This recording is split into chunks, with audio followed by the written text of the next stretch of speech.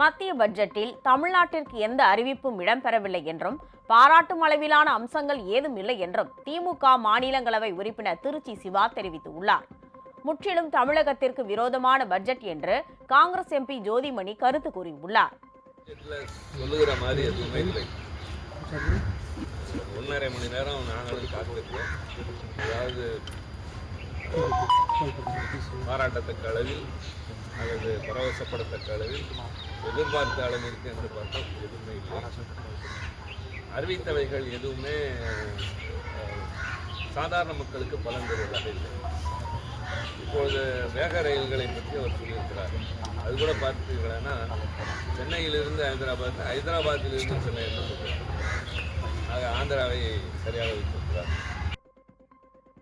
Rare earth mineral corridor அப்படின்னு சொல்லக்கூடிய அரிய வகை கனிம வழித்தடம் அப்படின்னு நம்ம சொல்லலாம்.